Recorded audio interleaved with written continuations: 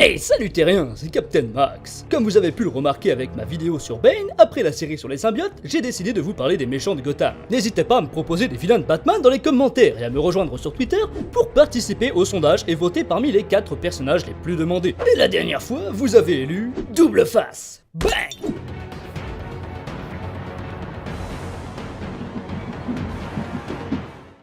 Les auteurs de comics, tout comme leurs confrères du cinéma, puisent bien souvent dans les mythologies, romans et autres nouvelles pour concevoir leurs personnages. Et c'est en août 1942, dans le Detective Comics numéro 66, que les lecteurs rencontrent pour la première fois Harvey Kent, alias Apollo, connu aujourd'hui sous le nom de Double Face. Son créateur, Bob Kane, admet s'être fortement inspiré d'une couverture de Dr. Jekyll et Mr. Hyde. Sur celle-ci, on pouvait apercevoir les visages des 2 protagonistes formant ainsi une figure à 2 faces. Ce n'est pas la seule influence, mais ça, on y reviendra dans une autre vidéo. D'ailleurs, son patronyme évolue de Kent à Dent, pour éviter les confusions avec Clark Kent. Du barreau à derrière les barreaux. Procureur de la ville de Gotham, il est surnommé Apollo par les médias, puisque de par son apparence et son métier, il rappelle le dieu de la beauté et de la purification. Mais Harvey Dent n'a pas toujours connu une vie de rêve. Lorsqu'il était enfant, son frère Murray s'amusa à mettre le feu au rideau du salon. Pris de panique, Harvey s'enfuit et verrouille l'accès, enfermant ainsi son aîné dans la pièce. Tétanisé devant la porte, il ne peut porter secours au pyromane qui meurt brûlé vif. Toute la famille fut traumatisée par ces événements, au point que sa mère se suicida.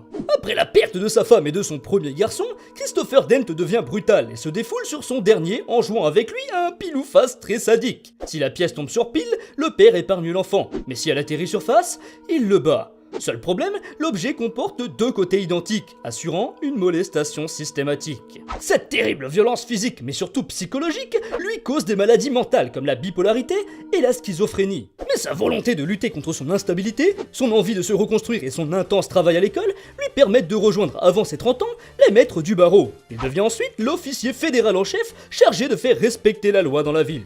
Servant brillamment l'ordre et la justice, il cherche à arrêter les plus grands membres de la pègre de Gotham, comme Carmine Falcone, un personnage largement inspiré de Don Vito Corleone dans le film Le Parrain. Pour réussir sa mission, Dent forge une alliance avec le capitaine James Gordon et Batman, et ensemble, ils tentent de se débarrasser de Falcone et de Sal Maroni, les 2 rivaux derrière le règne du crime à Gotham. Et durant le procès de Maroni, celui-ci se penche rapidement sur notre procureur et lui jette de l'acide. N'ayant à peine le temps de tourner la tête, Dent est brûlé et défiguré sur toute la partie gauche de son visage. Il est hospitalisé de toute urgence, mais Batman et Gordon découvrent plus tard que, alors qu'il était en pleine intervention, Dent a tué le chirurgien avant de s'enfuir.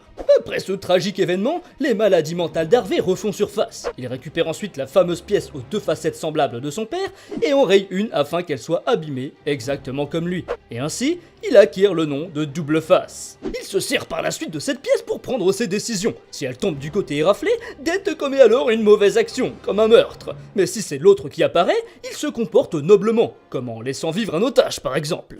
L'heure de la vengeance.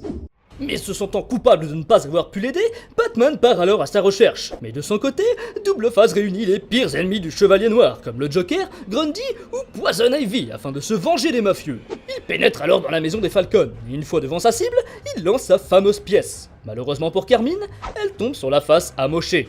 Dent tue donc l'homme à bout portant, ce qui lui vaut d'être arrêté avec ses compagnons et conduit à l'asile d'Arkham. Cependant, ils s'évadent tous peu de temps après et retournent à leurs affaires. Alors que l'ex-procureur se change en un dangereux criminel, Janice Porter, une ancienne amoureuse et camarade de classe d'Harvey, prend sa place. Elle devient d'ailleurs sa maîtresse, et ensemble, ils font même un pacte. En échange de son aide, Dent lui promet de lui livrer le Joker et sa bande dès qu'il n'aura plus besoin d'eux. Mais un jour, alors qu'elle tente de rejoindre son amant, le clown psychopathe accompagné par l'épouvantail l'enlève et la conduit à Double Face pour qu'il s'explique.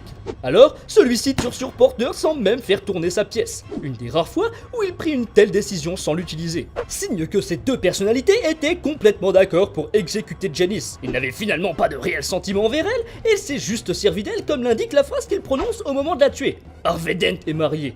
Ne l'oublie pas. Plus tard, après un combat opposant Batman et Robin à Double Face et ses malfrats, l'ex-procureur est trahi par le Joker qui lui tire dessus et le fait tomber dans les profondeurs d'une grotte. Harvey, le nouveau Batman.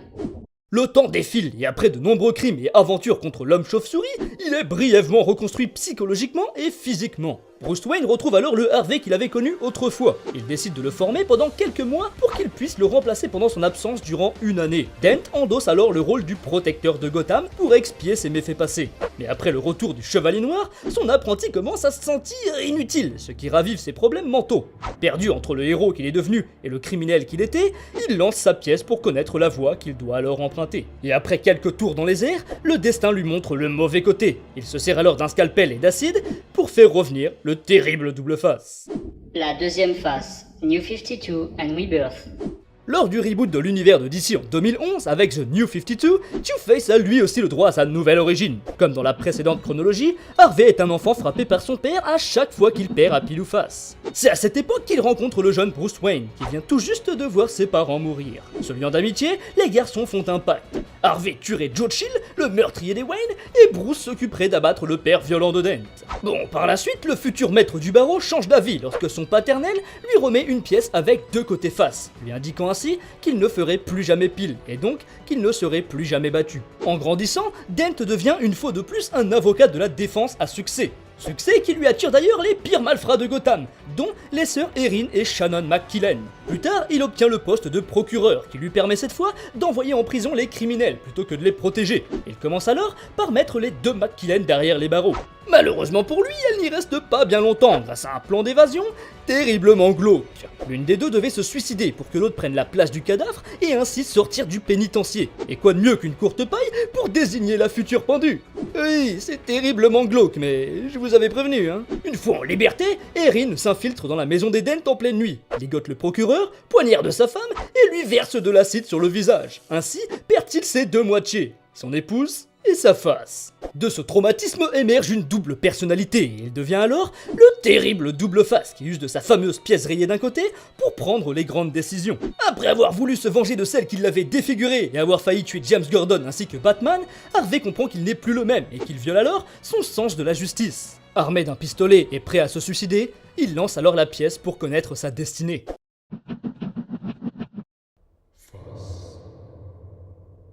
Bon, on apprend plus tard qu'il s'est finalement loupé. Cependant, les lésions au cerveau qui en résultent aggravent encore son état mental, laissant un contrôle bien plus important à Double Face qu'à Dent. Et c'est ainsi que l'on termine sur Double Face. J'ai pris beaucoup de plaisir à vous parler de ce méchant. Et même si je reste attaché à sa première origine, la seconde apparue avec la New 52 est très intéressante. Elle donne un réel coup de fraîcheur au personnage et ne déroge ni sur le fond ni sur la forme. Si cet épisode vous a plu, n'hésitez surtout pas à le liker et le partager autour de vous. N'oubliez pas non plus de me dire dans les commentaires le personnage de Gotham que vous aimeriez voir dans une prochaine vidéo. Comme ça, je pourrai lancer le sondage sur Twitter comme je l'ai fait la dernière fois. Et oui, c'est grâce à vos votes que j'ai choisi Harvey Dent, les amis. Sur ce, je vous dis merci encore et à très bientôt, Terrien.